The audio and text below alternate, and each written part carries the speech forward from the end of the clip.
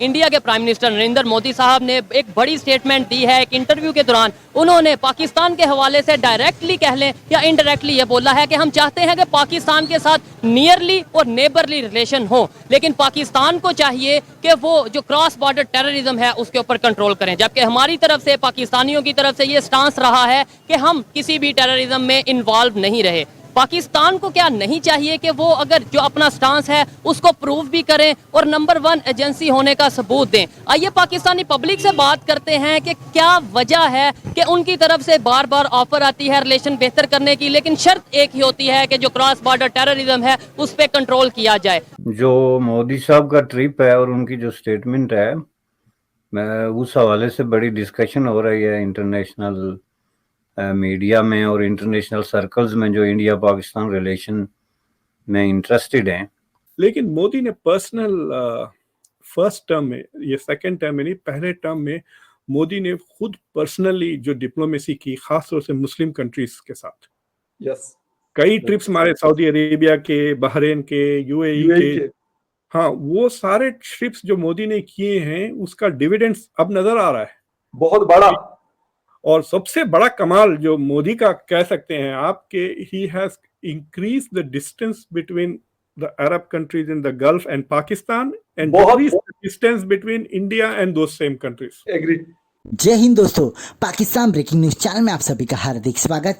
Japanese media को interview देते हुए भारत के प्रधानमंत्री नरेंद्र मोदी जी ने एक सनसनी बात कह दी कि हम भी पाकिस्तान के साथ अपने रिश्ते सुधारना चाहते हैं, पर अगर पाकिस्तान को भारत के साथ अपने संबंध बढ़ाने हैं तो उनको क्रॉस बॉर्डर टेररिस्ट बंद करना होगा, क्योंकि भारत में जितने भी टेररिस्ट आते हैं उनका सारा लिंक पाकिस्तान में मिलता है और पाकिस्तान है इन सभी को सपोर्ट करता है और भारत में दहशतवादी हमले करने के लिए भेजता है। और इसलिए भारत तब तक पाकिस्तान के साथ बात नहीं करेगा जब तक पाकिस्तान इन सभी के ऊपर कंट्रोल या इनको नेस्ता नाबूद नहीं कर देता। पर हमेशा पाकिस्तान ने एक बात तो नकार दी है कि ना पाकिस्तान टेररिस्टों को सपोर्ट करता है ना कि उनको फंडिंग करता है, पर ये पाकिस्तान का झूठ ही है। जब कोई पाकिस्तानी पॉलिटिशियन या आर्मी पर्सन रिटायर होता है तो वो पाकिस्तान की असलियत पूरे दुनिया के सामने रख देता है कि कैसे पाकिस्तान पीछे से टेररिस्टों को सपोर्ट करता है भारत के खिलाफ जिहाद करने के लिए। तो अब ये पाकिस्तान के ऊपर डिपेंड करता है कि क्या वो भारत के साथ अपने संबंध अच्छे रखना चाहते हैं या फिर ऐसे ही संबंध खराब रखना चाहते हैं जैसे कि वो पिछले 75 साल से करते आ रहे हैं।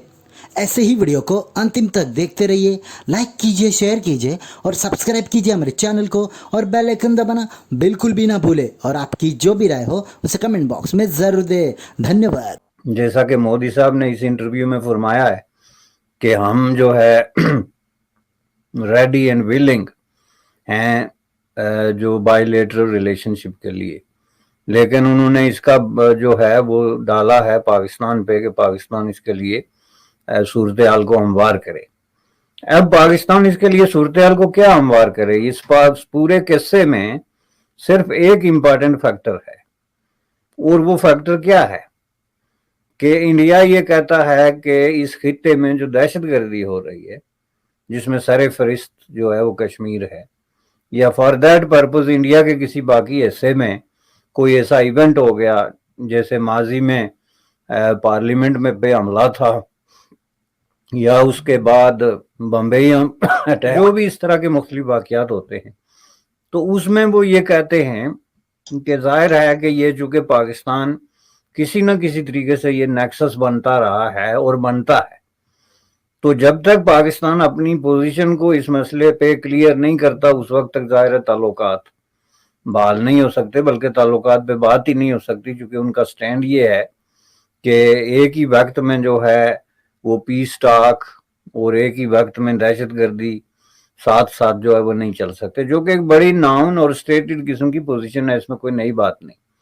और उसके जवाब में पाकिस्तान की तरफ से हमेशा ही क्या आता है जी कि ये जितने वाकयात होते हैं इनसे हमारा कोई ताल्लुक नहीं है, और ना ही इसमें हमारा कोई हाथ है और ना इसको हमारा इस पे कोई कंट्रोल है। अब ये है कि इस बात को अगर मान भी लिया जाए कि पाकिस्तान का इस पे कंट्रोल नहीं है, लेकिन जिस चीजों पे पाकिस्तान का जो स्टैंड होता है उस पे जब इस तरह के वाकयात आते हैं तो एक नेचुरली लोगों के जहन में सवाल ये पैदा होता है कि एक स्पेसिफिक पीरियड ऑफ टाइम पे एक खास वक्त में एक खास वाकया हुआ और वो ऐसे हालात में हुआ जिसके होने की वजह से पाकिस्तान का जो स्टैंड है उसको सपोर्ट मिलती है। मसलन अभी जो वाकया हुआ, माजी में 2 वाकयात हुए रिसेंटली, मोस्ट रिसेंट्स जो G20 के तनाजर में हुए, और उसमें जाहिर है कि पाकिस्तान ने उसको क्लियरली डिसाउंड किया कि इसमें हमारा कोई हाथ नहीं है। लेकिन इसको इस तरीके से लोग देख रहे हैं कि G20 के हवाले से जो पाकिस्तान का स्टैंड था कि ये कश्मीर में नहीं होना चाहिए किसी भी सूरत, और एन उसी वक्त जो है उसी स्टैंड की हमायत में अगर कोई धमाका होता है तो डिस्पाइट द फैक्ट कि उसमें पाकिस्तान का कोई हाथ ना हो, लेकिन एक नेक्सस तो बनता है ना, जिसको आप कहते हैं कॉमन काज या कॉमन गोल, कि वो गोल कॉमन निकल के आ जाता है। लेकिन मोदी ने पर्सनल फर्स्ट टर्म में, ये सेकंड टर्म में नहीं, पहले टर्म में मोदी ने खुद पर्सनली जो डिप्लोमेसी की, खासतौर से मुस्लिम कंट्रीज के साथ, यस, कई ट्रिप्स हमारे सऊदी अरेबिया के, बहरीन के, यूएई के, हाँ, वो सारे ट्रिप्स जो मोदी ने किए हैं उसका डिविडेंड्स अब नजर आ रहा है बहुत बड़ा। और सबसे बड़ा कमाल जो मोदी का कह सकते हैं आप कि he has increase the distance between the Arab countries in the Gulf and Pakistan and decrease the distance between India and those same countries. Agree, तो बिल्कुल। आपने यूं कह दिए कि उसने चुंबक की तरह से अपने करीब खींच लिया। बेशक, that is the major achievement. अब ये लोगों को पसंद नहीं आएगा, but he did that in the first term. Second term में he is been focusing on the major western power, इसलिए जहां गए वहां लपट जाते हैं बाइडेन को, अगर आपने देखा होगा या ऑस्ट्रेलिया गले लगा रहे हैं। So he is there, he is trying to do the same with big powers now, Australia और फिर बर्तानिया, रशिया के गाने मत मिलाते फिर प्यूटन के साथ भी काफी, मतलब आपको फोटोग्राफ्स अगर आप देखें, इनफैक्ट शी जिनपिंग के साथ भी काफी फोटोग्राफ्स हैं, वो चाय वाय इधर उधर फिर रहे थे। So he has spent more time on foreign policy. In fact मेरे ख्याल से उनकी पहले टर्म में लोग शिकायत भी करते थे कि ये इंडिया में कम, बाहर ज्यादा होते हैं, things like that. So this government has definitely paid more attention to foreign policy, क्योंकि फॉरेन पॉलिसी से ट्रेड बढ़ता है। देखिए इंडिया का जो जीडीपी है close to around 3.7 and 4 trillion के बीच में, लेकिन India is going to cross 1 trillion in trade, यानी 25% of the GDP is coming from trade, which is very very good. मेरे साथ सारी रात लगे रहे, आप नहीं जीत सकते। मैं जीतना चाहता नहीं, मैं चाहता हूँ थोड़ी सी अंडरस्टैंडिंग हम दोनों के दरमियान हो। मैं भी ट्रेन पॉलिटिशियन के साथ बहस कर रहे हैं, बात ठीक है, लेकिन जो गलत बात करेगा, चाहे मैं हूँ चाहे आप हैं, तुर्की का मंसूबा मेट्रो बस कंप्लीट किया और इन ट्रेन चाइना का मंसूबा कंप्लीट किया, तो भाई ईरान कैसे फाइन करेगा जब हम मंसूबा कंप्लीट नहीं करेंगे। आप यहाँ पे जज्बाती बात करें, लेकिन देखने वाले हंसेंगे, वो कहेंगे जब आपको खबर कहीं नहीं पता कि मेरे हिसाब से ये जो बात कर रहे हैं मुझे नहीं समझ में आ रही है कि यार वो मुझे नहीं समझ में आ रही कि जो मोदी है वो यहाँ पर आए या ना आए, हमें उससे कोई गिरज नहीं है, हमें तो रिलेशनशिप अच्छे चाहिए। ये चीज मैं देखे ना, इन्होंने लॉजिकल बात की, मैं एग्री करता हूँ। 28 मई यौम तकबीर, चाइना मेरी 28 मई यौम तकबीर सुन लेना, सुने पीटीआई के यूथिये ना बने, बात सुने, मैं किसी का बात सुने का अगर हौसला रखें, सच सुनने का हौसला रखें।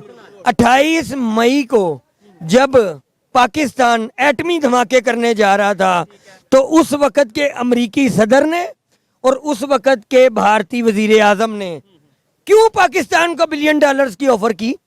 क्यों कहा कि धमाके ना करो और इतने डॉलर तुम्हारे अकाउंट में शिफ्ट कर दिए जाएंगे? कोई ऑथेंटिक बात कर रहे हैं कि इंडिया वालों ने ऑफर की। बिल्कुल, कैमरा शैमरा लपेटे और जाके भारत बैठ जाएं, आपको भारत बहुत अच्छा लगता है। आप मानते हैं ये बात? नहीं, ये बात तो समझ ही नहीं ना आ रही, कोई ऐसी बात ही नहीं ना, कोई लॉजिक ही नहीं ना है इस बात में। हुए ये सर बहुत गलत बात है, मर गया जुल्फकार अली भुट्टो, उसने कहा था मेरी कौम घास खाएगी और कहा नवाज शरीफ ने एटम बम बनाया। कहाँ गया भुट्टो? भुट्टो कल भी जिंदा था, भुट्टो आज भी जिंदा है। जिए भुट्टो।